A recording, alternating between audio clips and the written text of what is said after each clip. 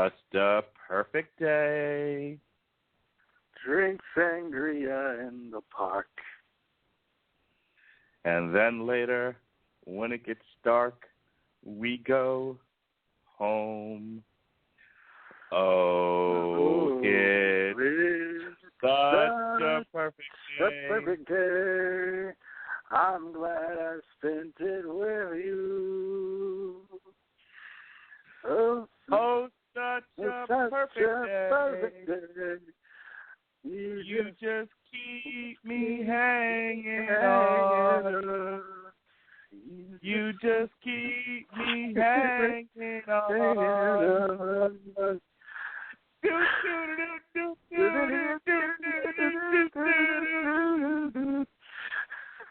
Welcome to Sing Along Week on the Radulich Broadcasting Network. I am your host, the mandated reporter, and frankly, I'm mortified, Mr. Mark Radulich. The soulful voice you heard doing that duet with me is, of course, Mr. Robert Cooper, the author of the original Metal Hammer of Doom. How do you do, sir? I do a lot better than this album. Yes, in honor of this album, Intolerance by straight-edge hardcore band Throwdown, Robert and I will, in fact, be drinking sangria throughout the majority of this podcast. Yeah, I don't even drink. That's the best part. You know, we should have brought Robert Winfrey on here just so he can mock him too. And seriously, I have heard. And then he can also screw the bit up by saying he doesn't drink. Yes. Well, hey, at least I'm honestly screwing up the bit. You know what's funny is, you ever watch American Dad? Occasionally. Okay. So there's I don't remember what the setup line is, but the punchline is Robert, who is Roger rather. If you don't watch the show, this won't make any sense. But there's an alien on the show who has to constantly wear disguises to mask the fact that he's an alien. And over this course of the show, the costumes have gotten more and more elaborate and more ridiculous, to the point where he's actually doing characters. And at one point, he's doing something, and I think it's Haley who calls him on it, and he just drops what he's doing and screams in her face, "Hi, my name is Roger. I like to pretend."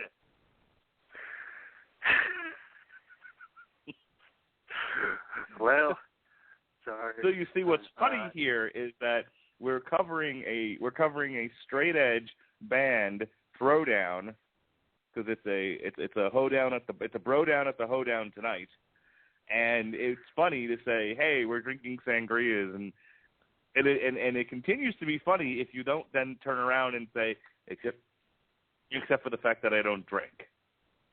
I mean, I'm drinking a green tea, Robert Cooper, but for the sake of the bit, I was saying I was drinking sangria. It was my bit, too. That's the funny part. Yes, you're the one that inspired me to say that, and I went with it. Now here I am with no pants on in the middle of the road and a sign that says, sign says, honk if you're horny. Why do you do this to me, Robert Cooper? Quite simply because you're the one that suggested this album. This was your revenge plan? This was my reckoning? Yeah, it was your reckoning, Mark Radulich. So, one last thing about that PlayStation 4 commercial. First of all, I think that's the greatest commercial ever, and I find myself singing it constantly. I'll eventually have to track down the original Lou Reed song, but what's even better than that, and this is part of why I opted to do this tonight, I was singing it in the car, and then my daughter started singing it. And then we started singing it together. And now all I can think of is my daughter, who will do the first part right. She's like, oh, it's such a perfect day. And then she's like, I want to be your best friend. She doesn't really know the second line, so she just made up her own shit. Well, hey, you know what? Lemmy's been doing that for years. So, we can't knock her. I mean, if Lemmy does it, why not her? That's right. She's quite good at improv and vamping. Speaking of improv and vamping, tonight's Metal Hammer of Doom, as I said before, we will be covering our first bro metal album of the year. Our first of many, because I'm going to torture Robert Cooper. Oh, Jesus. See, I would do that to you and pick like a bunch of Doom, but then you just wouldn't listen to it.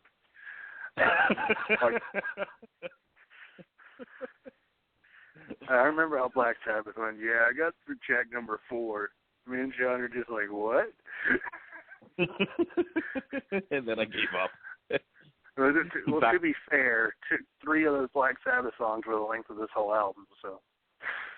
This is true. So let's get into this. So as I said, Throwdown is an American straight-edge hardcore band from Orange County, California. They formed in 1997. They've been all over the place. They played with Korn. They played with Killswitch Engage, the Cavalera Conspiracy, which is bits and pieces of Sepultura and Soulfly. They're mostly a thrash sort of thrash band. Some would call them metalcore. This is actually the first album I've heard in full by them, though I'm sure I've heard bits and pieces of other albums here and there. They just released their newest album, Intolerance, not that long ago. It was January 21st, as a matter of fact. So, Robert Cooper, when I told you we were going to do this, before you heard a single track by this band on this album, what was your thought? What did you think we were in for on this? What were you prepared to hear from Throwdown? Who's got more heart than you? No one. That. I was ready for those. God, I was ready for Hatebreed. And while I will admit I like that Hatebreed album a lot more than I thought I would, still didn't like it that much. So I pretty much expected, okay, gonna be some cheesy, uplifting lyrics and some repetitive riffs, and every song's gonna kind of be alike. And 2 of those 3 were right. Were you now? I was going to say that's kind of what I wanted to bring up before we got into the first track here, and we are going to. If you're wondering why this particular podcast tonight is moving at warp speed, it's because I got stuff I got to get to bed. Basically, I got to go at 4:00 in the morning. So it's a short album. It's going to be a short podcast. But let's talk about Hatebreed for a second. One of the things that we brought up on that podcast was, despite the fact that it was bro metal and it was, over positive, it was just ridiculous how positive it was. How did this album compare to that? Because I felt like Hatebreed actually put a lot of work into last year's album, and there was even though it was a bro metal album, I still felt like there was a lot there to talk about and a lot there to enjoy. Do you think that after having heard the album, and we'll go through it track by track, did Throwdown even approach the level of last year's Hatebreed album, or was this sort of just blah, in your opinion? Well, considering I found last year's Hatebreed album to be kind of blah, this was worse. I apologize to Jamie Josta for any and every bad thing I've ever said about his band. Because, oh, God. I mean, well, yes, the album did have sort of that old hardcore chug to it, and lyrics were overly positive. This album had the word straight edge more times than I ever want to hear again on any record. That doesn't come from Minor Threat. This was like a CM Punk promo when he was doing the Straight Edge Society? Yes. Except I didn't have to listen to 11 songs of it. And, I mean, God, maybe 1 or 2 of the riffs were okay. Because you remember, I was like, I think I might like this more than Hatebreed because it sounds a little thrashier. No. God, every song is just boring. Okay. Beyond maybe 1 or 2, and then there's one towards the end that has solos in it, so I'm like, oh my God. And they're not really that great solos. It's just when you've been eating ketchup and crackers for like the past month. A damn McDonald's dollar burger sounds delicious. All right. That's good. This is going to be an exciting podcast then. So my question is, one last thing I want to bring up before we get into this. We keep using the term bro metal. And I was telling somebody we were doing this podcast. I don't remember who, to be honest with you. Really, it took all of my memory just to do the PlayStation 4 bit. But I was explaining, they were like, why do you keep saying bro metal? Like, what does that even mean? And so, excuse me, still getting over a cold. I was talking to this person about, like, I was describing what bro metal at least is to me, like why I use that term. And they were like, well, where did it come from? And it's funny because early last year, as a matter of fact, we did a retrospective of Pantera. And, I went into this whole thing about how meaningful Pantera was to me and how important of a band they are and yada, yada, yada. But if there had been no Pantera, there would have been no bro metal. And allow me to sort of walk you through my argument. Well, hang on. Well, I disagree. Oh, you did? Yes. I thought you were arguing. Oh, no, okay. No, let me walk through my argument for a moment. Before Pantera, metal was popular. Metallica, Ozzy Osbourne. If you want to go into like the hair metal side of things, these bands were playing arenas. They definitely attracted large groups of people, but they tended to attract one kind of people. They got people who were declared metalheads. These were not the people, who typically played sports. These were not your jocks. These were not your preppy kids. These were not your popular kids. These were your these were your blue collar folks. These were your metalheads, your greasers, your dirtbags, etc. That's these today. It's even hard to categorize today because now it's sort of a shared culture. But back then there were certain delineations between the people who lived above ground and the Morlocks. The Morlocks liked the metal, and yes, everyone else, and everyone else liked whatever was popular. I got that reference. But then Pantera came out, and Pantera releases an album, Far Beyond Driven, about 1993, I think, 92, 93, somewhere in there. And it goes to the top of the charts. It not only goes to the top of the charts, but it strikes a chord with not just the Morlocks, but the Daywalkers as well. It for whatever reason, it found an audience in the masses far and wide. And following behind Pantera were a slew of other bands.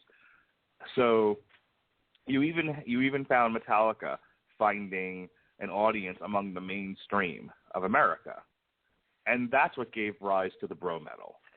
Because now you had jocks showing up at, and I talked a little bit about this before, you had jocks showing up at heavy metal concerts, jumping in the mosh pit. And this is when the mosh pit went really from dancing to people shoving one another incessantly. This is where the bro pit started. And, and kids got seriously hurt. Because before you would have, people circling around and jumping up and down and just sort of moving with the rhythm of the music, which was, frenetic. That was one way to describe it. But it wasn't necessarily, you weren't out to hurt people. And then the bros came, and that went right out the fucking window. It became about violence, and it became about hurting people, and it became about, who could catch a touchdown pass in the pit. And the music started to reflect it. There were bands that, that would call Pantera an influence, and they would create heavy metal music, but they themselves were bros.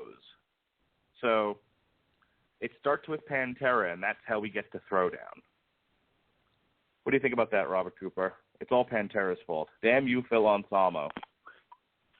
Actually, like I said, I agree, because I'm not sure if I did mention it. I'm sure I did during the Pantera retrospective.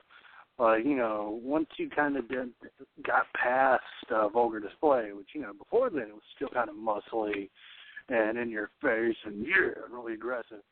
Far Beyond Driven was really, like, it was a lot heavier, and it was, it was just a lot heavier, a lot sludgier, even more aggressive and in your face, which I feel like would bring in much more your typical kind of hyper-aggressive, the guys we would kind of say now would show up at the UFC shows in their tap-out shirts and their tribal tattoos and being just like, yeah, kill them.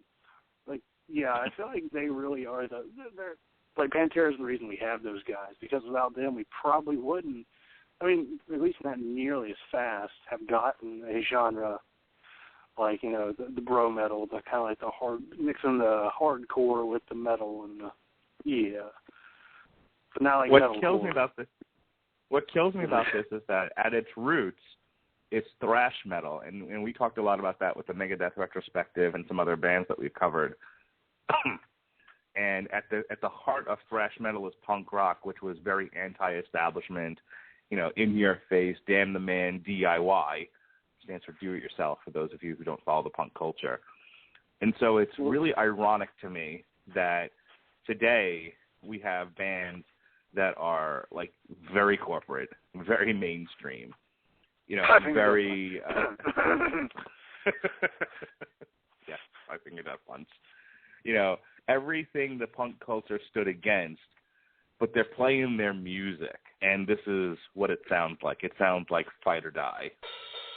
The life I knew is but a memory.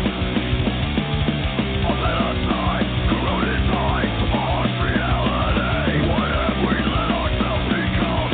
A mercenary construct to burn. Tell me what it's gonna be when fire lights your city's streets. Fight or die, fight or die. It's your only choice to survive. Fight or die, fight or die. When fear is chaos creates.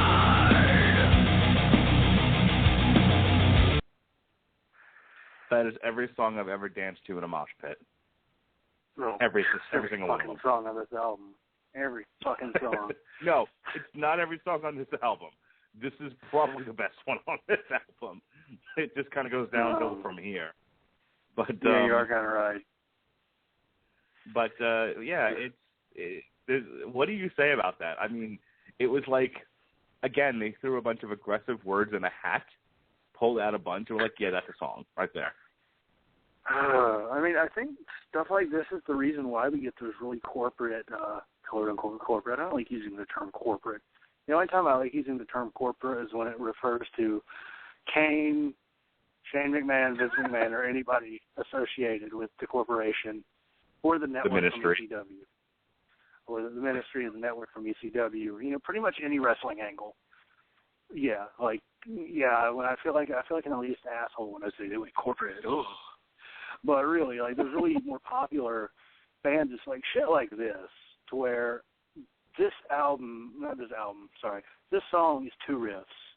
Like the da-da-na-na-na-na-na, that is all the main part, and then the chorus part is da-da-na-na-na-na-na-na-na-na-na-na. It is like the same, like 5 chords over and over, if that. And, like, the lyrics are just so brainless, and there's nothing behind them. I am sure if you gave me 5 minutes, I could do better than this. I'm not even kidding. Okay, so we were talking the other night about, on the Casual Heroes WrestleCast, we were talking about the top 20 baby faces in wrestling history, and I don't want to go off on a tangent about that. Ooh, I do want to go back to something Gavin said, though, because we were talking about Steve Austin after Owen Hart broke his neck, and we were talking about how Steve Austin became a much worse wrestler after the neck-breaking incident, and that he spent 99% of his career as Stone Cold Steve Austin not wrestling. He was a brawler. He was a puncher. He was a kicker, which was interesting because he spent the better part of his career as Stunning Steve Austin, and he was brought into the WWE as somebody who was the very definition of a solid worker. a guy that could do all these various things that you can do as a wrestler. He excelled at them, and that was what he was brought in for. But then he became this character, and all of that went out the window. I actually used to get bored watching his matches because he would do the same fucking things over and over and over again. And Gavin made the point that much like Hulk Hogan, he was giving the people what they wanted, and they didn't want Steve Austin to be doing chain wrestling. They didn't want Steve Austin to be Kurt Angle or Chris Benoit. They wanted Steve Austin to do, throw punches badly, throw kicks, stun somebody, drink beer, and and stomp out the window and stomp out the door. Hulk Hogan, well, he was absolutely able to do instagliorities, and he was able to do step over toe holds and do all kinds of chain wrestling.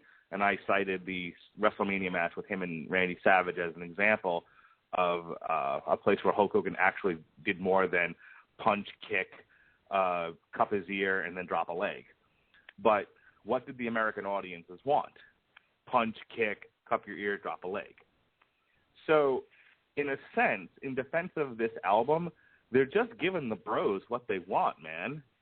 Like, like the song says, give them what they want. And what they want is the next track, Borrowed Time. Really don't.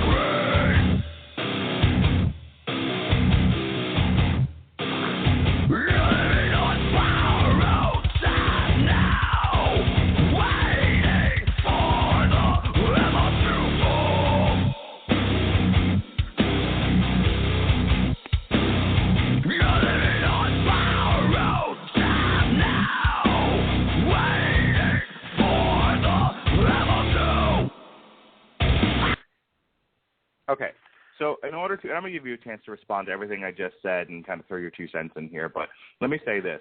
You have to listen to that last song, Borrowed Time, and imagine you're at a hardcore show. Imagine you're at a concert, imagine you're at a hardcore show, and everybody in that song is picking up change.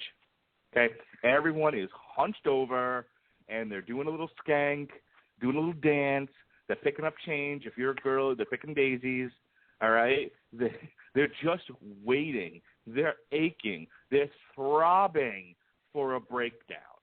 And then they give it to them because that song was about 20 seconds in, and they went right into just what seemed to be a breakdown that went on forever. And that's what the people want, Robert Cooper. They want songs that are 90% breakdown so that they can do the pick-up change, so they can do the little skank, so they can do picking daisies, so they can shake their booty on the dance floor. What say you, Mr. Cooper? You see, while that's nice, eventually that has to get boring, for Christ's sake. Like, I can see how that song there, you're just like, all right, here it goes. You're like, fucking the change. Yeah, fuck you, change. I'm picking you up.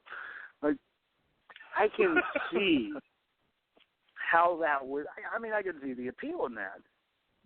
But there has to be a certain point where you're like, okay, my pockets are full.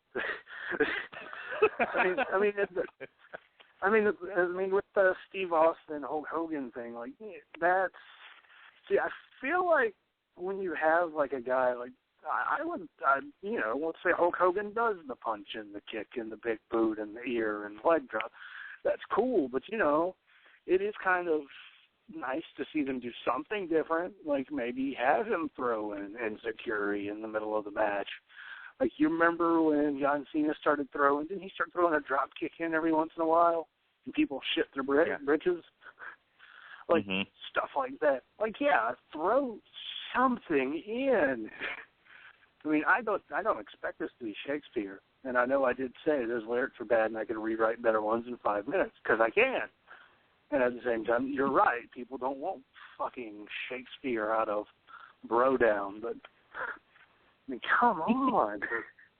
It's like I get it. Like I love me some bands like Toxic Holocaust that are pretty much about a lot of speed.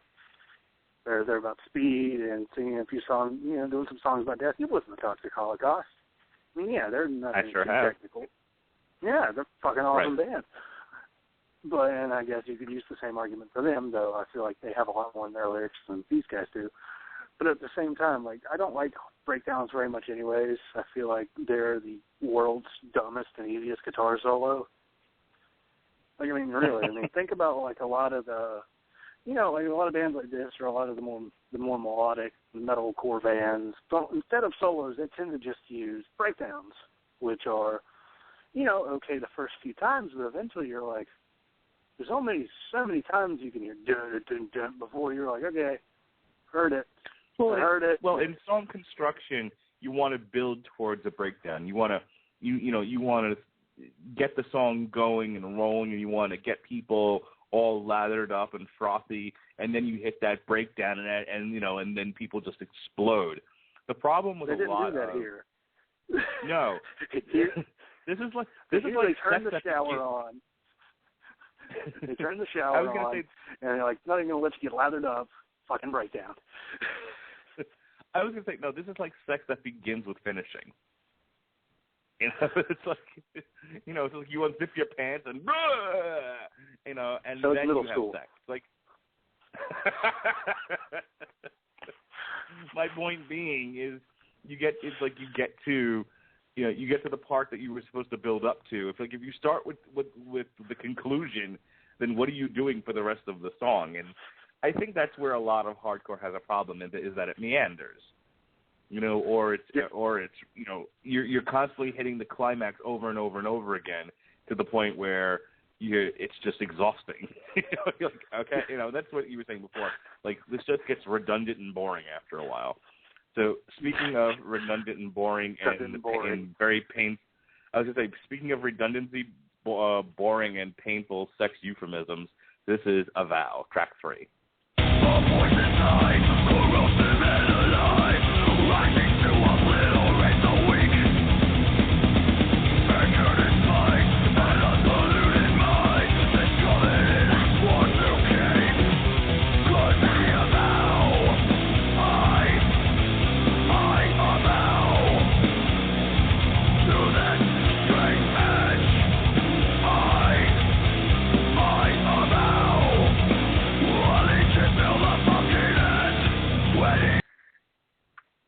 Does he say straight edge enough times in that song?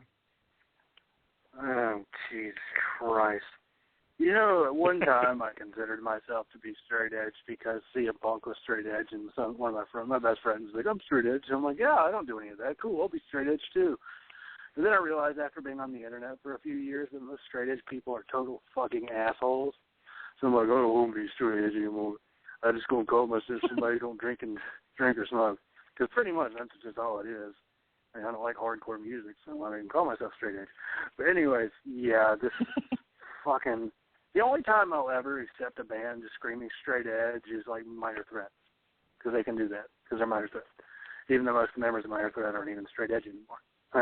That's the funny part. Well, I just love the fact that they've been around since 1997. So almost 20 years this band has been in existence, and they still have to remind people that they're straight edge. Like, really, it's 2014, and you're still having to avow that you're straight edge? Like we don't get it? I avow straight edge. We get it. We know you're straight edge. We won't offer you a beer, we promise. I actually like this song more than some of the others because at least avow. I'm like, oh, there's something in the middle of it. Oh. See, I knew I was in trouble when I talked to you last night, and you're like, yeah, it was okay. And I'm like, oh, shit. So he was, hey, Bree, you were like, oh, that's my album of the year. It's so good. Time to murder it. And we got more heart than you. And I'm like, oh, okay, you've won me over this. You're like, ugh. And I'm like, Oh no. If Mark doesn't like the bro metal, I'm doomed. They have a cover. I'm not going to play it tonight. I might reserve it for my going away show. But they actually do a cover of "Baby Got Back" from I believe it's the Too Legit for the Pit album. Yeah, no, sorry. Yep, here it is. Too Legit for the Pit. Hardcore Takes the Rap. They covered Sir Mix-a-Lot's "Baby Got Back." It's actually quite funny. They actually did a good job with that.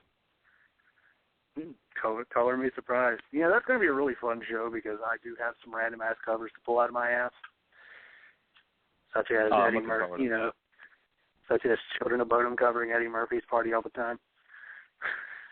Indeed, that's because me and you are going to be bumping heads on the way to pulling Children of Bodom covers, and we will then be hardened by consequence. Never again, never again, never again.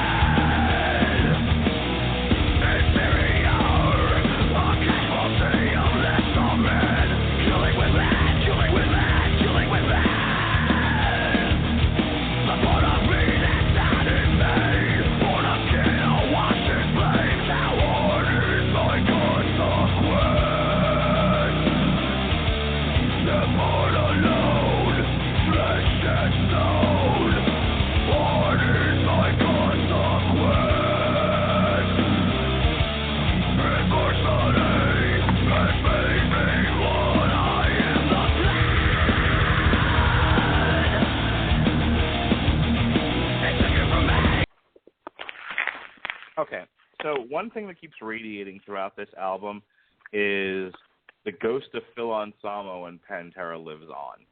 And I don't want to say that Throwdown is necessarily carrying the legacy of Pantera, because that's an insult to Pantera.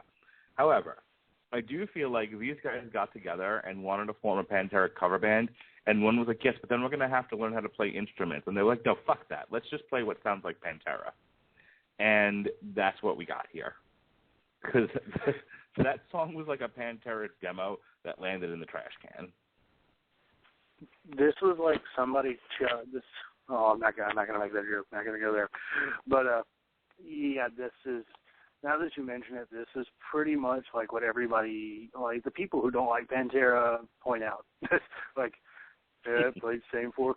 Oh, look, I can play 4 chords. Pantera song. Like, God, it's so fucking boring. Like, not Pantera, but this. I'm like, never again. I'm like, that's what I said when I listened to this album for the first time. Then I was like, yes, I better listen to it.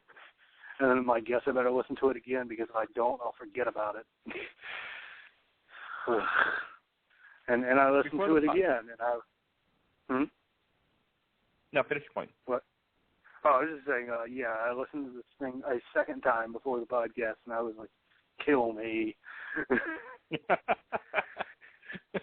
You're like the guy hung up against the wall with a chest burster in your thing. Kill me now. You know what's coming. What was that? I said, I'm like Teasley every time Karis talks. It's like, kill me.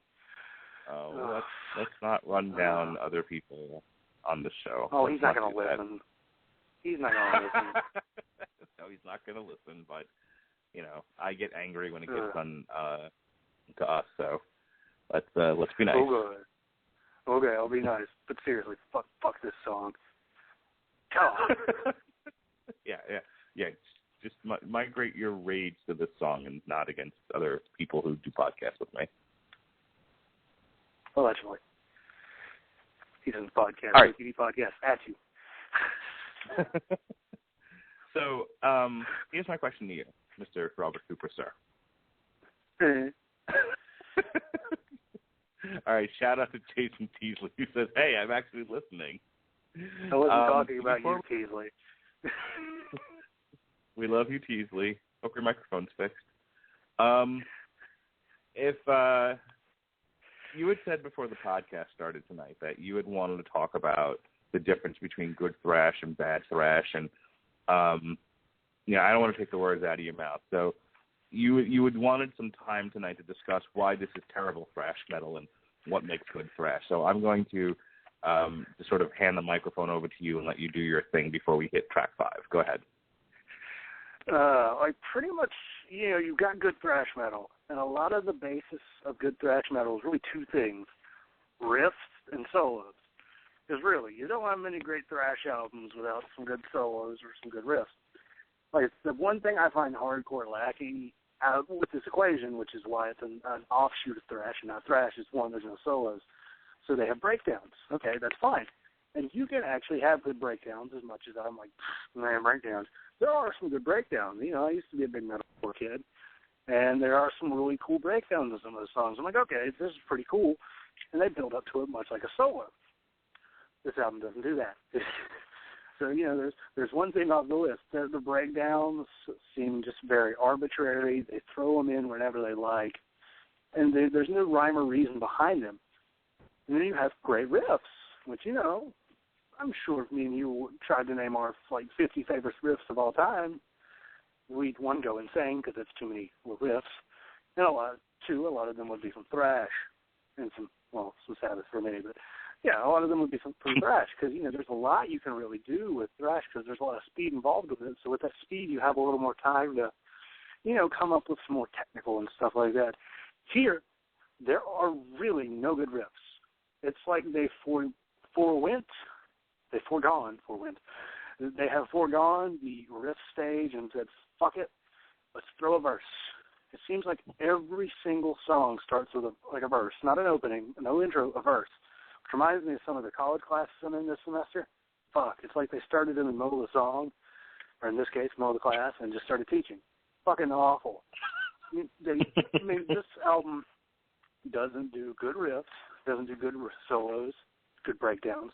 The lyrics are asinine. I understand.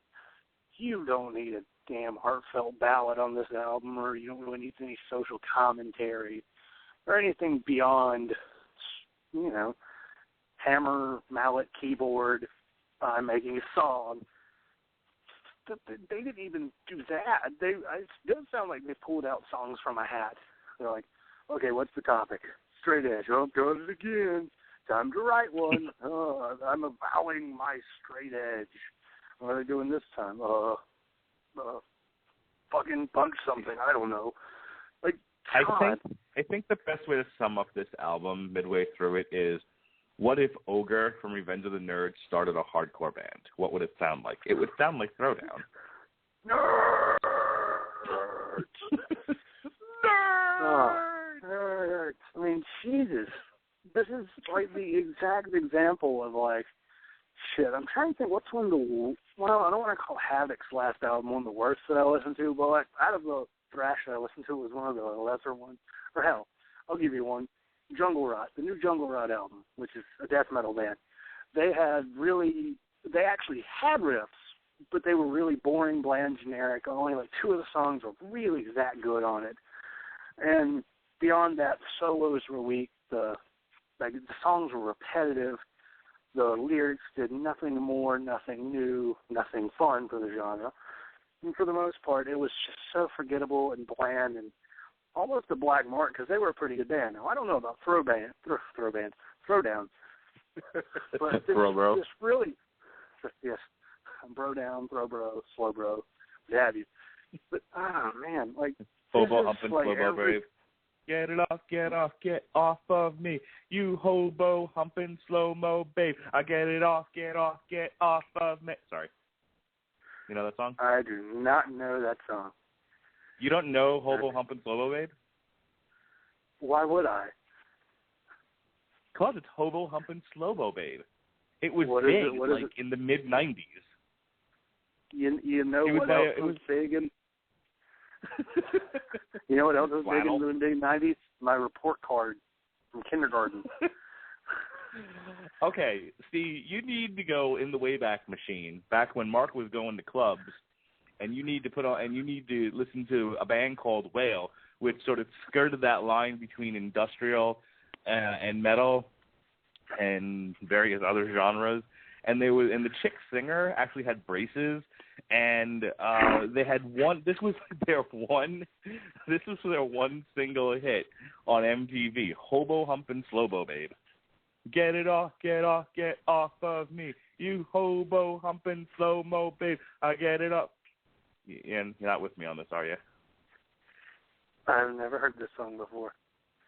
And I'm amazed at how big that it got, because it sounds like something Weird Al would come when he was on come up with when he was on Quaaludes. Well, I will defend that song vociferously with violence.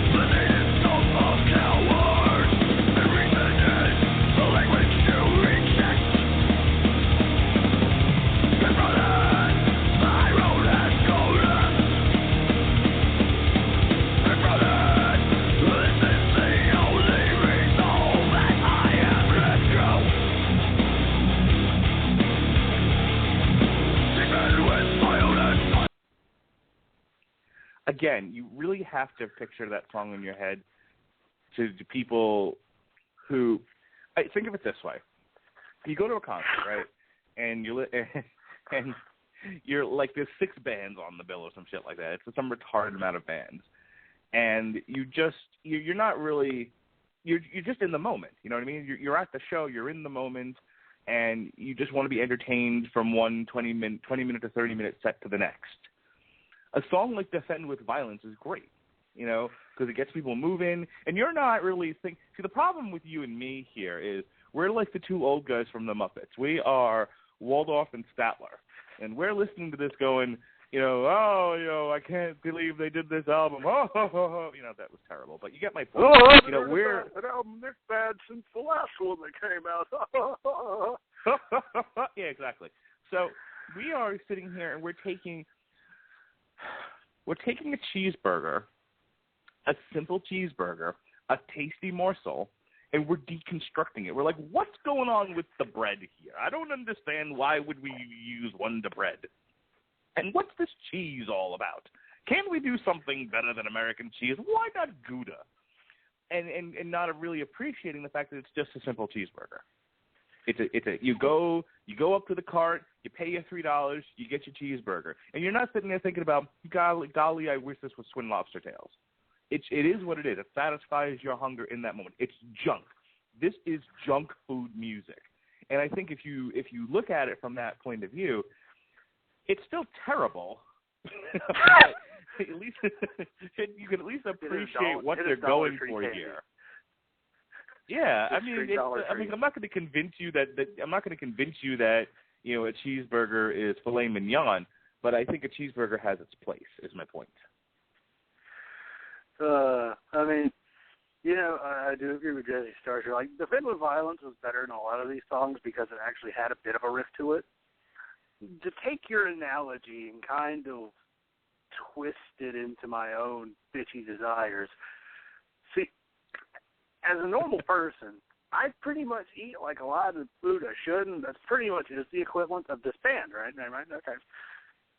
So, if my music was equal to my eating habits, this would be my jam. But here's the thing. In terms of metal, I both have, I have a pantry full of the greatest delicacies around the fucking world. And not only that, I can eat it any time I want, and I can just keep going because I have, if I get bored of the Chinese food, I'll go to the Brazilian food. If I get tired of the Brazilian food, I'll go to the fucking fish and chips. Something like, I have a little bit of everything. And I really have no stomach for junk food, if that makes any sense. Like, I've got so little room in my stomach and so much great food here in front of me. Kind of filling up on the junk food. This is like going to Golden Corral and fucking eating a plate full of rice. Golden Corral. Me too. I love Golden Corral. All right, listen to me. But yeah, it's like going to Golden Corral, and instead of eating like the steak or, hell, even the mac and cheese, you're just sitting like, fuck it, eating the lettuce from the salad bar. here's the problem with our show, and I'm going to correct it tonight. The problem with our show is we set up all the music ahead of time. We have more or less a layout of what we're going to do, and we definitely allow some variance in there. We'll go where the conversation takes us, but for the most part, we have a structure. Well, I'm throwing out the structure tonight. Okay, we're going to be avant-garde. We're going to be we're going to improv. Yes, we're gonna be Patton-esque. Okay, I am actually going to play for you a song that isn't by Throwdown. Okay, you heard me mention it before. Homo Humpin' Slobo Babe. Well, here it is by Will. Homo Humpin' Slobo Babe.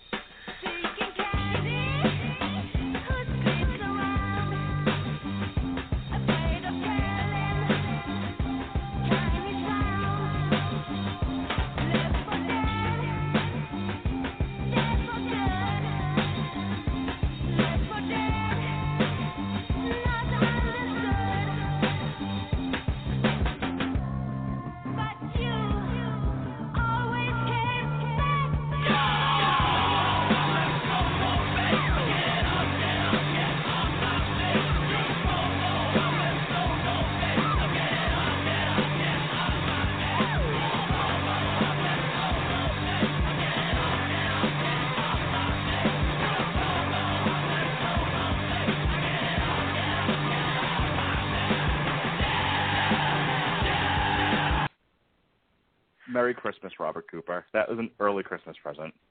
Now you know about Whale, and your life is complete. Okay, see, that was awesome. That bass line was like pretty much like Kim Kardashian's ass. It was fat, it was beautiful, and it was firm, and it was wonderful. See, this is what we need in the middle of every shitty album. We need you to pop up with some funky fucking bass line with a little bit of psychedelics in there. Just refresh me. And see, now I am hyped and I'm good to go because you just gave me a fucking whale-tastic break. All right. Speaking of whale-tastic, I got a couple of we have a couple of listeners who are playing the home game tonight, the Metal Hammer of Doom podcast home game. So I just want to read a couple of things with first of all, we have Superfan of the Radulich and Broadcasting and Casual Heroes, Jesse Starcher, who's out there. I want to throw a shout out to him.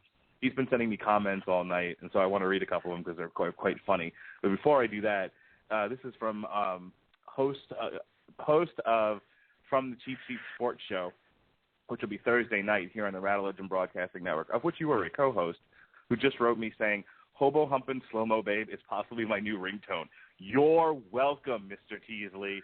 Your life is now that much better. As for Jesse, I love that when Jesse listens to one of our podcasts because, like, he just sends a barrage of messages. It's like he Twitter bombs me the entire time, only it's on Facebook. So he tweets out every thought he has about the podcast, and I love it. So here's a couple of gems from Mr. Starcher. Fight or die, music to prison riot to. It's true. You could definitely throw that in the background of a prison riot, though. I think considering the population of most prisons, you might want to go with rap music. Pardon me. Laugh out loud. Fuck you, change. I'm picking you up. And then he just randomly blurted out straight edge. Here's a suggestion. A little drugs and alcohol might have made this album better. I think you would agree with that. Yes. Give that man a line of cocaine and a hooker ass. There we go. Just skipping down here. He gave a bro fist to Jason Teasley. He likes to defend with violence, and that's fine. Okay, Jesse Starcher compared this album to a White Castle slider. First of all, not for nothing, Mr. Starcher, but White Castle is the bomb diggity. White Castle is delicious. It's terrible for you, and every burger you eat takes another month off your life. But still, White Castle, please do not defame White Castle by comparing it to this album. Now, you want to talk about like Checkers. Checkers, the food, not only is the food not great, but you might get shot when you walk into one. So, I mean, please, let's differentiate between our gross food here. And he too was, and he too was boogieing to Whale. So, hobo humping slow-mo babe. It's the wave of the future from the past, from the 90s, as a matter of fact. Okay, like me. Enough silliness. Let's suffer. Let's conquer.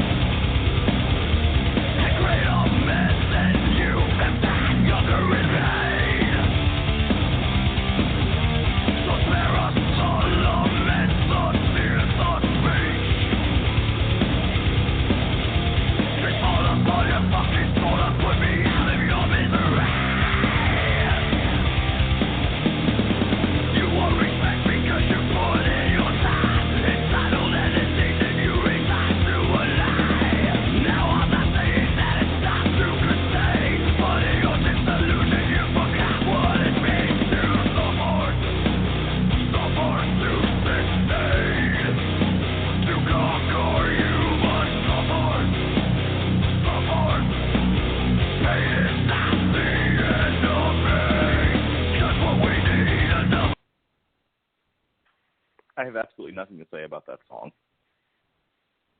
If it weren't swimming in the mediocrity that was surrounded by it, I might have noticed the song and been like, oh, yeah, this is not half bad. But sadly, it's like that one really good person that's on the, like, really shitty season of American Idol. I cared about that show years ago. But it's like the person who's, like, fucking amazing singer, but the show was so shitty you stopped caring and just kind of fast-forwarded through all of it. Like, I didn't fast-forward. I never fast-forward through a song because I can't judge it if I do that. But, like, this song, it had a riff, and it seemed like it had a little structure, and I was like, oh, yeah, that's pretty good after hearing it the third time. But the first two times, I had already kind of just moved this, listening to this album to, like, the second part of my compartmentalized mind. Or the first one was, wonder what's on Cracked. I mean, yeah, it's just so, I mean, even when there's, like, signs of life and goodness, you just don't even notice them because this is like usually where an album kind of just lulls, that spot in the middle between the good start and the strong finish. This is usually that part of the marathon where everybody kind of slows down and nothing really good happens. This is the Randy Orton chin lock. Oh, yes. Oh, my fucking God. This is the Randy Orton chin lock in the middle of the Iron Man match, in between the first pin and killing John Cena with explosives. Fuck. You have just made the analogy to end all analogies, and I bow to you, sir.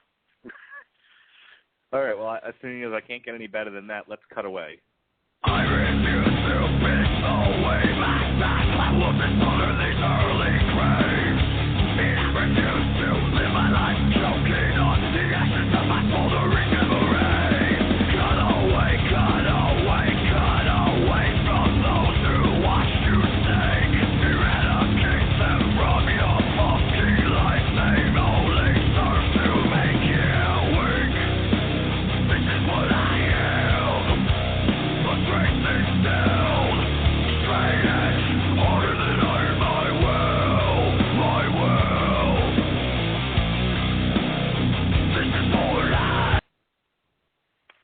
Every time he says straight edge, we should take a drink.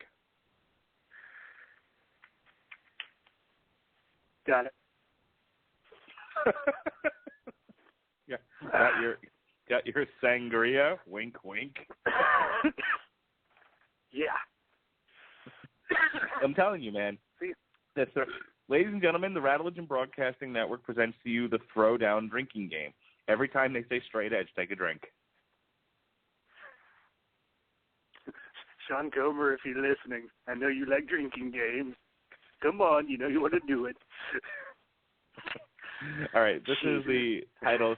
This is about where I hit fifth gear in this podcast and start like this. Let's just get on with this. This is the title track. This is Intolerance.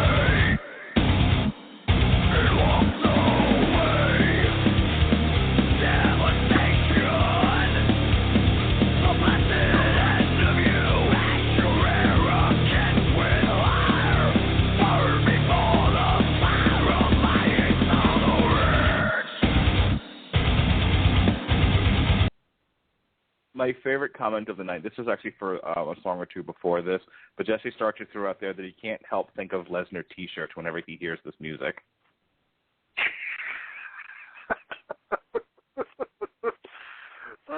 Jesse Starcher, you win my share of the internet for the day, and we thank you. Oh, goodness. I mean, what more can be said about this album that we haven't already said? It's one of these deals where it's probably better to hear it live than, listening to it, or a handful of songs as a part of a mix than listening to the album straight through. Because as you and I both pointed out, when you listen to the album from start to finish, you hear a couple of songs, you're like, yeah, all right, I can bro it up. I can get aggressive. I can wake up on my, commute to work. And then when you hear the same song 5 more times, you're like, well, this didn't change at all, did it? But it's a little bit different, like when you go to see something live and you're part of a live atmosphere, the music sometimes comes across very differently. I've heard songs on an album. Here's a really good example of this. Many years ago, and we talked about this on the podcast when we reviewed it. Ministry put an album out called Filth Pig, and Filth Pig, hey, your pig is filthy, wash it. Filth Pig was mostly terrible the first time I heard it. I was like, how do you go from Psalm 69 and New World Order to this nonsense? And then I heard them play some of the songs live, and there was a much different feel to it. And I could go back and then listen to the album. And appreciate, some of the songs that I'd heard them play live. It felt different after I'd heard it live. Same thing with Metallica's Saint Anger. And I know we talked about this on the Saint Anger podcast, where, now give me a minute. As we said on the podcast, the first time we heard it, the recorded versions of the songs on Saint Anger, both of us had a similar reaction. Did Metallica have a stroke while recording this? And then I heard it, then I heard them playing like demos of it on some kind of monster documentary, and it felt different. And then when I went back and listened to it, it didn't bother me as much. So I think that's kind of my summation of this album. We have a few more tracks to listen to. Is that this album is one of those that's probably appreciated played live and not necessarily in the car. I'll give you a chance to respond to that in the song. I wouldn't say this album is like that. Yeah, no, a few songs off of this album might, keyword might, be like that. Because, it's hard to say how a song will sound live until you've heard it, live. We'll do it live. Fuck it. I can do that. Fuck it, we're doing it live. fuck it, we'll do it. I actually played that in the middle of a class one day, and the teacher goes, that doesn't sound like research. I'm like, I'm researching Bill O'Reilly just screaming. But, yeah. Being like, less professional. Well, always knew. But, what was I? Yeah. For songs that would sound good. Like, you know, if I heard them live, my opinion might be different. But until I do, I mean, this is what I have to go off of. Like, oh, this might be good live. I mean, putting a firecracker up my ass, lighting it, and singing Yankee Doodle Dandy on the 4th of July might be a fun, good idea. But until I've done it, I have to call it stupid. And while this album isn't stupid, it is, for the most part, kind of boring, monotonous, and fuck, I think Hatebreed did it better, and I can't believe I just said that. Well, some people, Robert Cooper, I think you need to be culturally sensitive. Some people would disagree with you. Some people would say that this album is without weakness.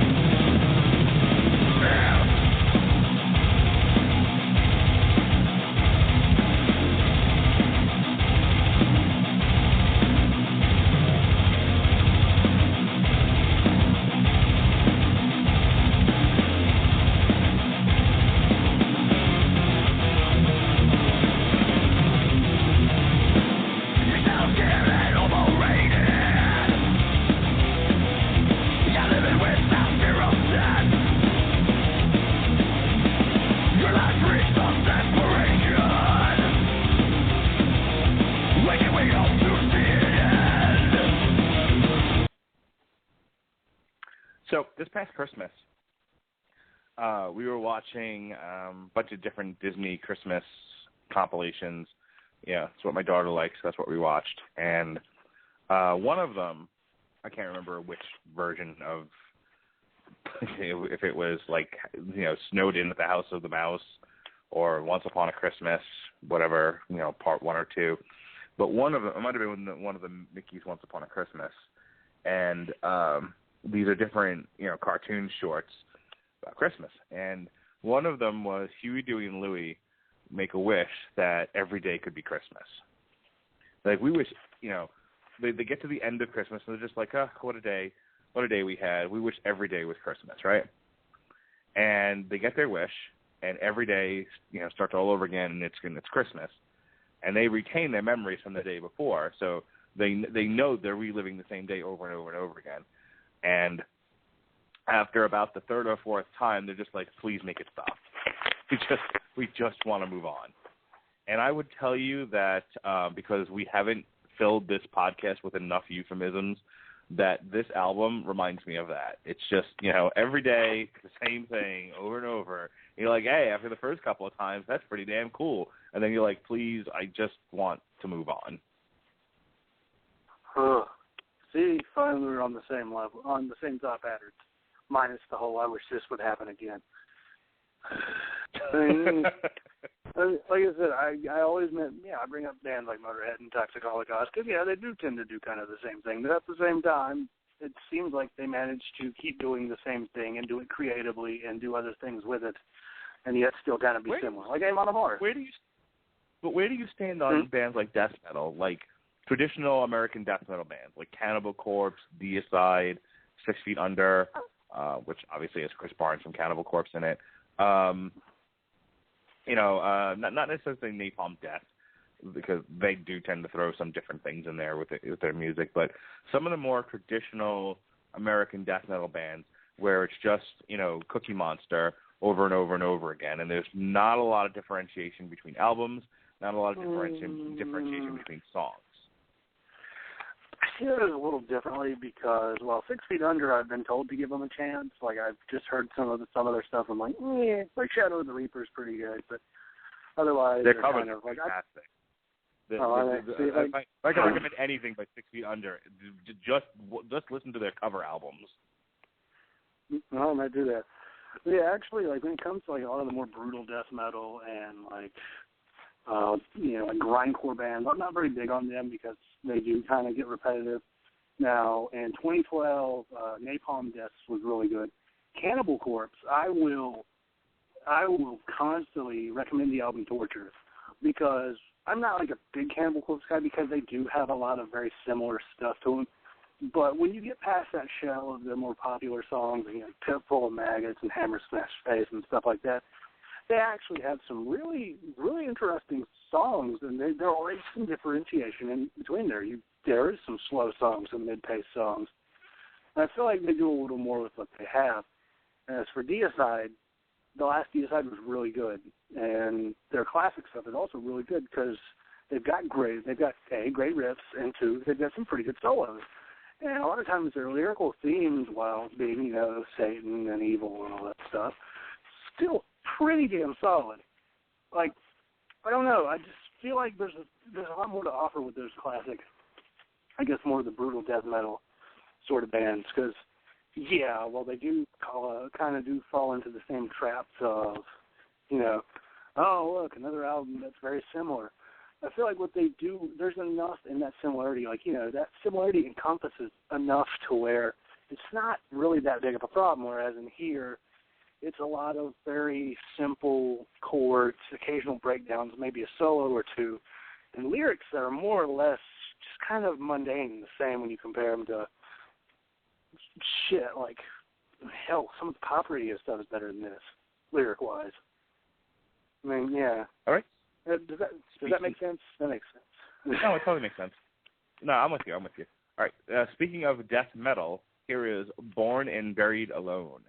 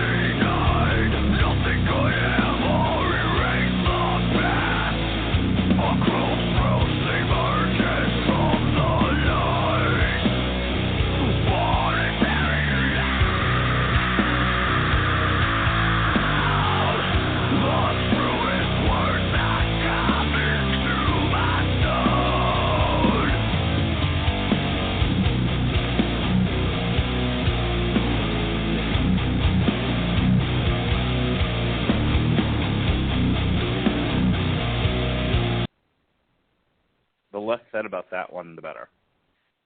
So I actually like that one more than some of the others because, once you get past doom and gloom. No, it's not because of Mr. Doom and Gloom. It's because when you get halfway through the song, the other half is solos. And yes, it does. Well, I mean, really, like when I was listening to it, I'm like, oh, what is this? A solo? And then I was like, what's following that? A solo?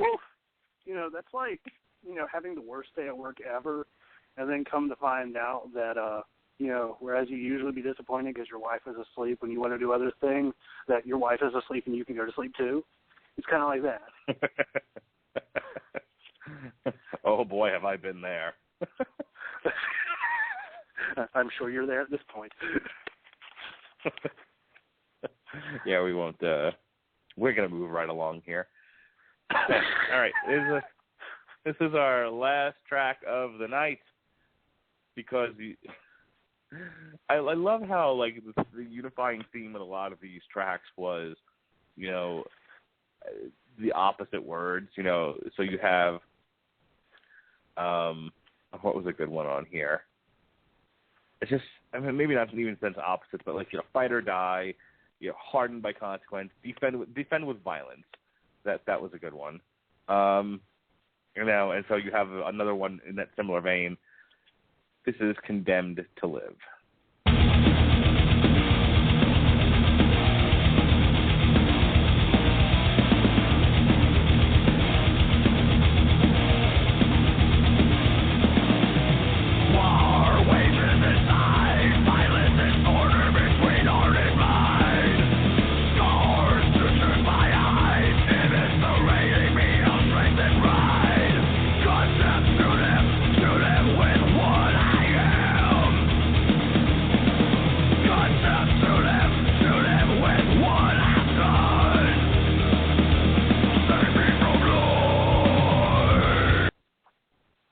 The very first time I saw Pantera, they brought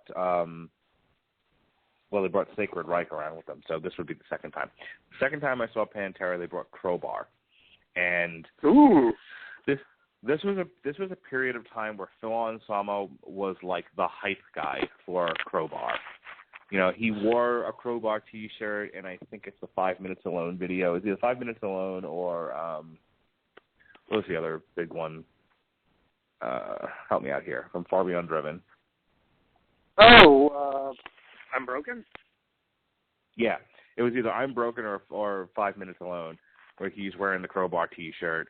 And it was one of these deals where, Phil Anselmo, because he's, super aggressive and kind of a jerk, he's just like, God, you like Pantera, you better like Crowbar, or I will rip off your pants and fuck your ass. Oh, take it easy, buddy. He was way into Crowbar and thought everyone else should be. And, fans would listen to it and like, yeah, this is okay, but we really came here to see Pantera. And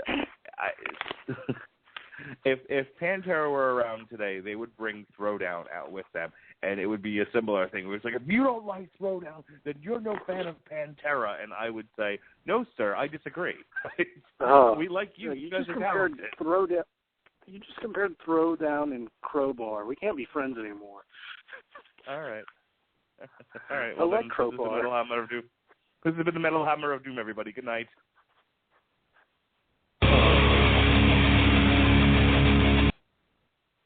You've already done that gag once this week. I was going to play the UFC theme just to make it, just to be that funny. But, what I'm saying is that, I guess I am comparing Throwdown to Crowbar. Whatever. We want to make something of it? Yeah, I actually like Crowbar. Good for you. Do you get my point, though? No, I get it. They are almost like a clone of Pantera being shoved down the throats of those who like Pantera, and when they're not even close to Pantera. Now shut up and give me Pantera. Yeah, I think that's probably the best way to sum up this album. Shut up and give me Pantera. Yeah, that is more or less how I would sum it up, except it wouldn't be shut up and give me Pantera. It's Pantera, come out here and beat these guys to death with your guitar, and let's not talk about them ever again.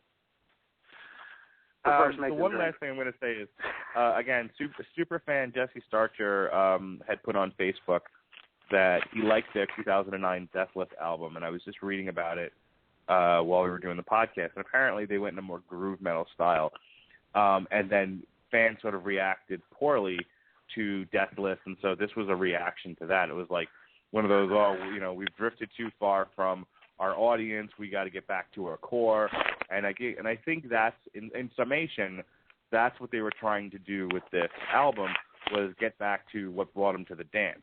Now I'm more curious about Deathless than anything else. I want to see what that sounds like and see if I don't enjoy that more, if it's more like the Hatebreed album from last year that I enjoyed so much. And that's really all I have to say about this. I mean, Robin and I always have a fun podcast when either we disagree on an album or we both hate it entirely. So I think we've had fun tonight, but I don't really have anything else to add. Robert, you got anything? Well, I guess I would be willing to check that album out if it is different, because I can understand going with what brought you to the dance. Because, there's times when bands have changed their sound, like I don't know. There's this little band called Metallica. And I would have say Megadeth, actually. Oh, yeah. Oh, wow. See, I didn't go with Megadeth this time. Damn, son. What am I doing? But yeah, that's right. Megadeth did, as long as Megadeth did change their sound, and it was, it could have went better, yeah. And when they changed it back, it got better. But this time it did not. Like, I don't know what Throwdown sounded like before Deathless, during Deathless. I know what they sound like after Deathless. And I really wish they would have just been, like, filled with death. Like, you know, the band would have went the way of the Dodo, the Go-Go's, and Popo the Clown. Popo the Clown's as an independent wrestler in North Carolina. I don't know if he's dead or not, but it felt right. So, yeah, right. This album is just, it is all the things I hate about bro metal. Like, you know, even though Hatebreed had cheesy lyrics, there was still some stuff that you can kind of rally behind, and the fact that it was positive while still cheesy was something you can look at and go, well, at least, you know, they're preaching about something positive, rather than being like, oh, I'm straight edge, I'm straight edge, I'm straight edge, just over. Yeah. Drink. 1, 2, yeah, that's 3 drinks right there. You hear CM Punk, I know you're listening, because straight edge was mentioned. You better start drinking. Well, again, I'm sure with the fact that he's not on tour, he might be drinking. But anyways, yeah, this album was, I mean, it had maybe a few, I'm not going to say good songs, a few decent, a few maybe even okay songs. You know, there was, like this whole album felt like filler. Like maybe when they do a Intolerance, the live album, I will look at this album in a whole different light and be like, okay, you know, I am feeling the energy coming off of this band, and I get it now. I get it. They're the greatest hardcore band ever. I'm sorry for ever diminishing the greatness of this pristine gem of hardcore brutality. But until then, I'll have to give this album a solid at least 2 stars out of 5, which is pretty much like giving it a Transformers 2. No, 3, sorry. 2 is like 1. Oh. Yeah, I'll give it Transformers 3 because 2 was, fuck that movie. God. You know so Transformers? You know, on the Long Road to Ruin? No. Jeremy Lambert was supposed to come on for that show, and whether he actively chose to not come on a show with me on it, or he indeed was too busy to make time for that particular show, it just didn't happen. And the invitation is still out there, though at some point I'm just going to do it without him. It's not going to happen before I go on the Jonas on the Jonas Exodus, but as Pat calls it. But someday it will in fact happen, and he's either going to be on or he won't. I volunteer as tribute. Oh, hey, I did have a podcast with Lambert last week. Yeah, I did that. That was something. Well, hopefully this week will be better. That now that you guys can hear each other with Teasley's microphone. Lambert's gone. No, I know Lambert's gone, but I don't want to talk about it. It'll be better this week because we have things to talk about. It's going to be interesting because we're going to get into, we're not going to get into society and politics because I have a feeling that's going to end badly. But it's a plug. I don't know how you guys had enough. How did you guys not have anything to talk about last week? It was the week like after the Super Bowl. The Super Bowl was so shitty. Like it was one of those Seattle did really well. And Denver didn't. There wasn't really much to analyze beyond Manning threw a bunch of interceptions. The Denver defense couldn't stop the Seahawks offense. I mean, that's really what it boiled down to. The commercials were middling. Bruno Mars did a good job, even though Red Hot Chili Peppers didn't actually play their instruments. They really didn't. All right. But all right. Yeah. I have a surprise for you. I have a gift. Really. I said I wasn't going to do it, but I am. I'm going to play one more song, and then we're going to go right into plugs. So this, folks, has been the Metal Hammer of Doom podcast review of Intolerance. Jason Teasley, the Super Bowl was a bowl of dicks. Thank you, sir, for playing the home game. All right, so as I said, we've got one more song to play, a very special song, a song that goes right to my heart, right to the cockles. And after this, we're just going to go right into plugs. So, again, this has been the Metal Hammer of Doom review of Intolerance by Throwdown.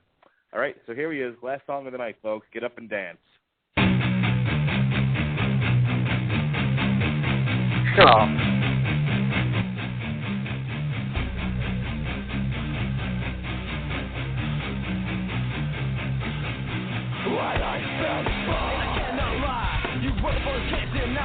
When a girl walks in with an itty-bitty waist and a round thing in your face, you think, oh, what more fuck? Did you notice that bump was stuck?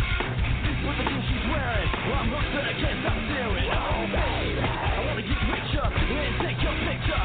My homeboy tried to warn me, that's what she got. Wanna get my band? You ain't that ever copy. I've seen them dancing, with romance and she's what? Gonna go like a turbo vet. I'm tired of magazines, they buy plus other things. To the average black man asking that, gotta pack her back. Oh, fellas, fellas, the girlfriend got the butt. Shake it, shake it, shake it up and fun. Get it up and go.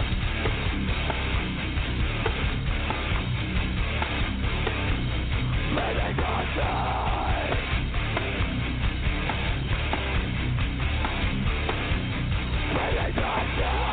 Round and big, I wanna throw in a gig, I just can't help myself, I'm acting like an animal. Now here's my candle, I wanna get you home. And I ain't talking about Playboy, cause those girls parts are made for toys. I want them real thick and juicy, so find that juicy double. Heavy gates and trouble, making forces that bubble. I'm looking at rough videos, watching these bimbos walking like hoes. You can have them bimbos, I'll keep my women like exposure. I work to the big soul sisters, I wanna get richer. I won't cuss or hit ya, but I gotta be strict when I say I wanna break up. A lot of bitch won't like this song, just something to hit it and quit it. I'd rather stay and play, cause I'm long and I'm strong, and I'm gonna get my friction on. So ladies, ladies, wanna roll my Mercedes? Turn around, say it out, even when I want you to shout, get me up and go.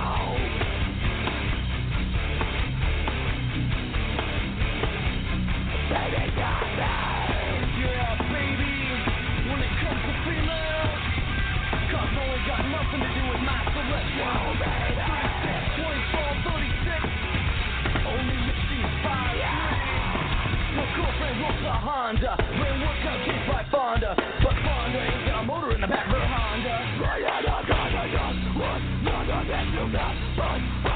You two thought things are stuck, but please don't lose that butter. Some folks wanna play that hard rock and say that the blood ain't gold. So toss it and leave it, and I pull it quick to retrieve it. So conversation is fast, well I ain't down with that. Cause your waist is small and the girls are kicking. Now I'm thinking about sticking to the beanpole games in the magazines. You ain't it missing. Give me sister, can't resist her. Red beans and rice didn't miss her. Some knucklehead tried to resist, cause the girls were on my wrist. Yeah, game but he chose to hit them, and I pull up quick to get with them. So ladies with the blood is round, and if you want triple, let's slow down. Got 714, now move that floor, shake that dumpy ass.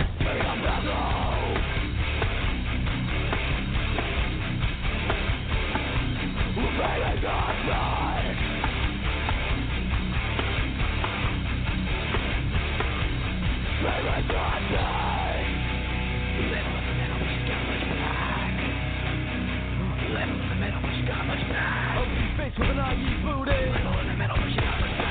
She's faced with an IE booty.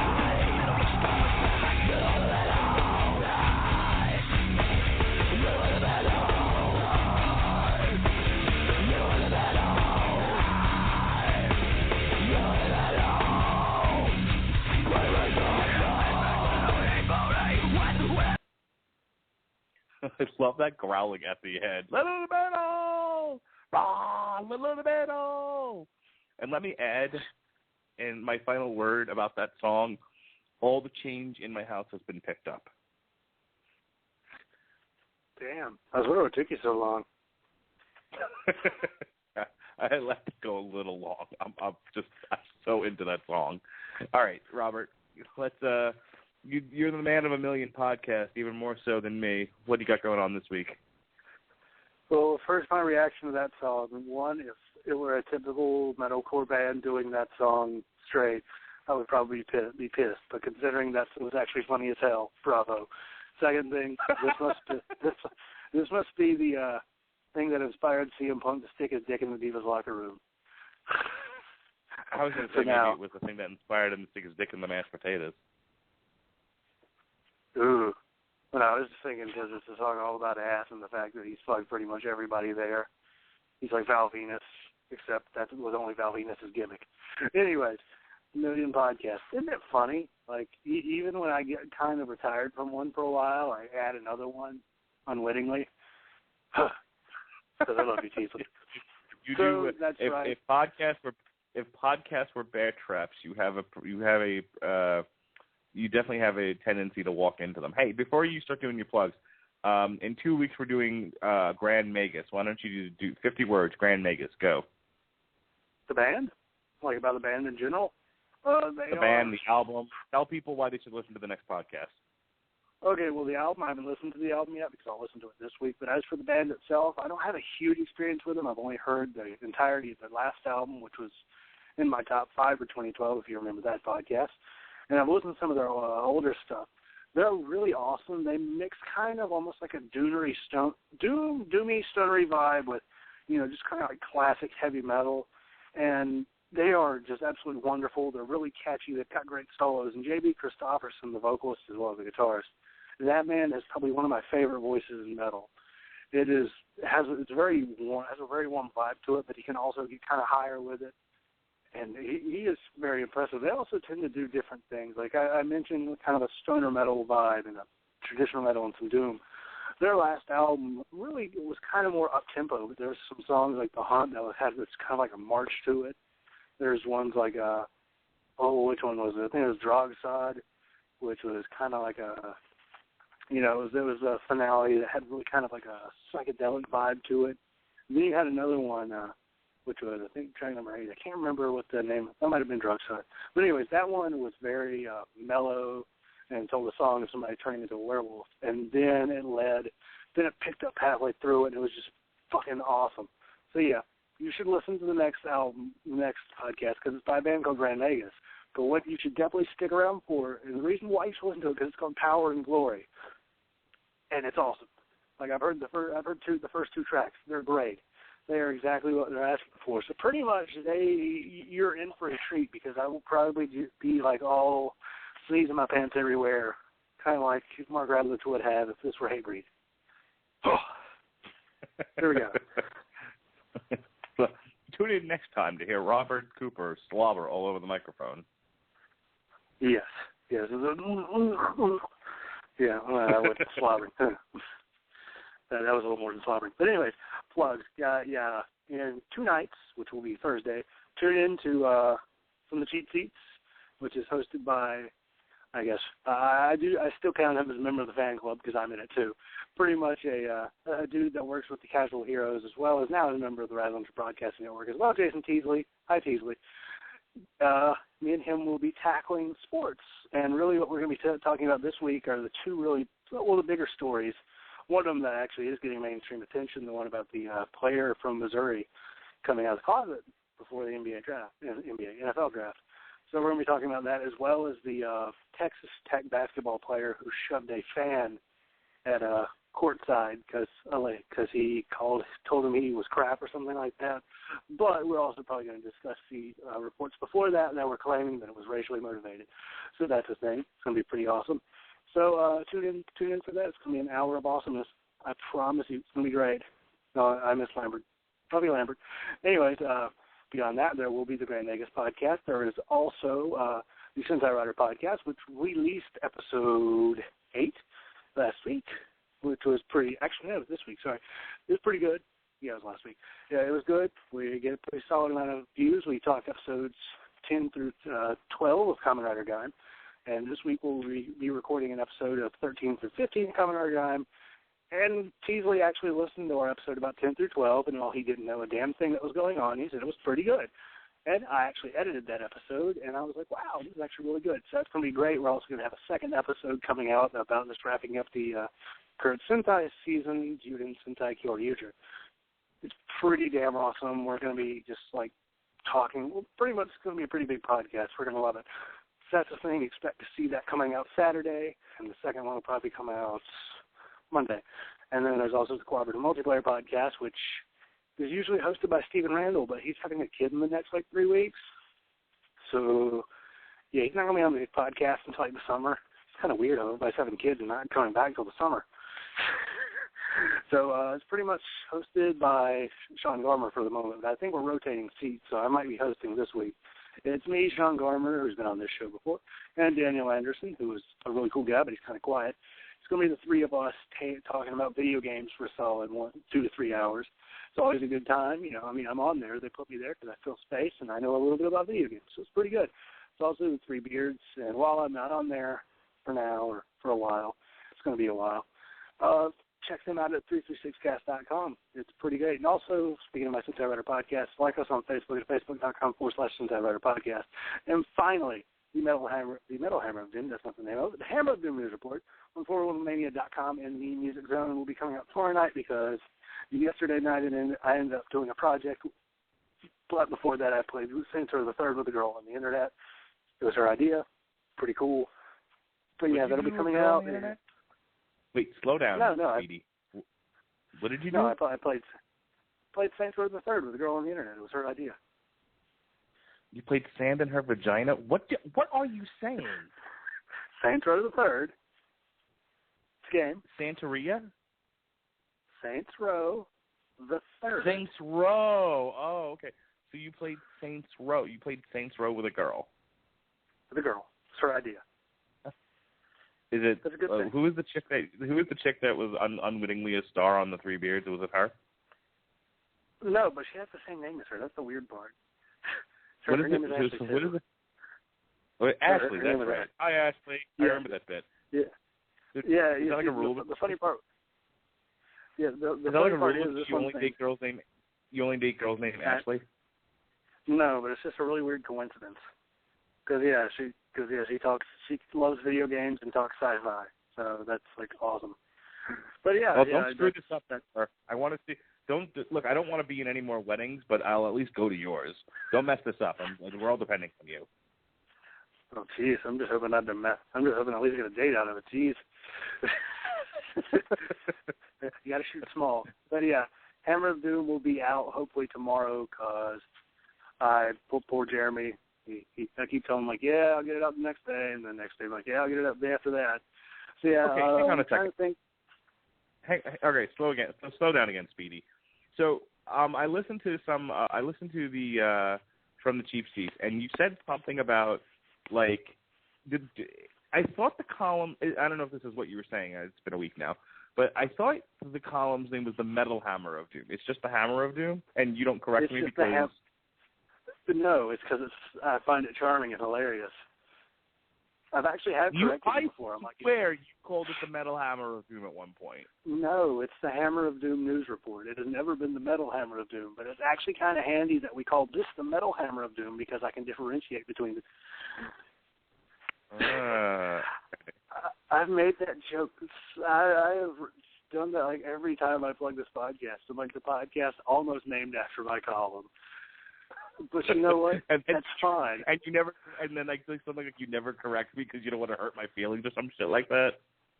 Well, yeah, it's that, and the fact that I think it's actually kind of funny because I'm like, he got it wrong, but it's fine because it's still a really damn cool name. So at that point, I think I'm going to start changing the name each week to a different element. So the next time we do it will be the Wooden Hammer of Doom. After that, will be the Aluminum Hammer of Doom. The Petroleum Hammer of Doom. Exactly. Yeah.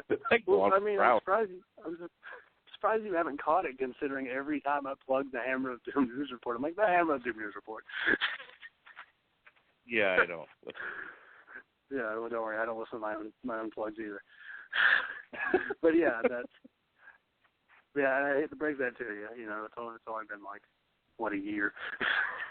But yeah, it's not quite the name of my column, but that's fine because I write the Hammer of Doom and I podcast the metal Hammer of Doom. See? Okay. It's kind of like one of those things, like AJ Styles named his kid AJ instead of Alan James like him because it creates a whole lot of problems and confusion. So there we go. I don't know why. Actually, I do know why I knew that. But anyways, yeah, see, it's smart. We can't get them mixed up because they have a slightly different name. But, yeah, I think that is all for my plugs. I think that literally took 20 minutes. Yeah, Teasley actually mentioned the fact that, like, your plugs are the reason why we could constantly go into overrun. Well, yeah, I mean, I do have a lot of things to plug, which is you funny. You really do. Yeah, and it's one of those, like, yeah, I don't mean to take forever. It's just I need to get things in. Dude, you used to piss off. I mean, like, I don't care. It doesn't bother me. But you used to piss off the guys in the Three Beers. That's why you're no longer on that show. They were like, dude, seriously, half the podcast is now over waiting for you to plug your shit. Yeah, that actually was a joke. But actually, the last one that we didn't put out because my audio apparently was really bad, Kevin actually took longer than me. It was actually really funny because me and Fletcher were looking at each other through the screen like, you got to be fucking kidding me. Because I took like 5 minutes and he took like 10. Okay. Yeah. Speaking of plugs, I remember there was once I just kept going and they ended the episode. So, keeping with the theme of sing along with the Radulich and Broadcasting Network, if you go to iTunes or Stitcher or directly to the Radulich and Broadcasting BTR page, you can check out the latest edition of the 401 Ground and Pound radio show, wherein Pat Mullen and I broke into a sing-along with the 80s sitcoms bit at the very end of the show. So it's just so like wonderful. The rest of the show, not worth listening to. But if you go to the end, like the last 20 minutes to a half an hour, that's funny as hell. So you can check that out. And if you care about Lyoto Machida versus Gegard Mousasi, then I encourage you to listen to the whole show. Speaking of which, I will be doing coverage, God bless me, on Saturday night starting at 7:30 on the Fight Pass, and then moving over to Fox Sports 1 at 10:30 for Lyoto Machida versus Gegard Mousasi, and Jacare Souza versus Francis Cormont. Those are your top two fights. So if you're interested in that, check that out. In addition to that, a week from tonight, Robert Winfrey will be joining me on the Long Road to Ruin. He'll be my guest host as Sean is on hiatus. We will be doing the Back to the Future trilogy, so that'll be fun. Big shout-out to Benjamin Colon for putting up another great title card. I got to see it's not finished yet. It's coming, though, very soon. He put another great effort into our title card, so we're very happy to have him. So check out his stuff on soulexo.com. Jason Teasley will be back on Thursday with From the Cheap Seats at 9 o'clock. In the meantime, tomorrow night, I'm either doing one or both of the following. There should be a WrestleCast from the Casual Heroes. I should be on that. And hopefully, I'll get a chance to go see RoboCop.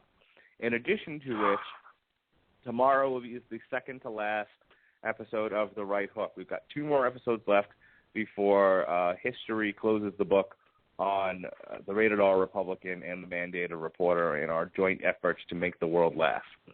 So I think that is all. Go ahead and also check out Robert Winfrey's Everyone Loves a Bad Guy. He did a great effort this past week with Frankenstein.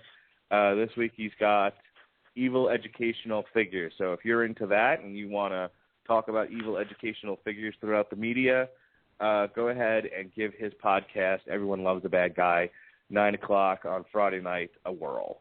All right? So for one of the 3 bids from the Hammer of Doom news report, it's Robert Cooper. He is Robert Cooper. I am the Mandated Reporter, Mark Radulich. We'll see you in 2 weeks for Grand Vegas. Be well, be safe, and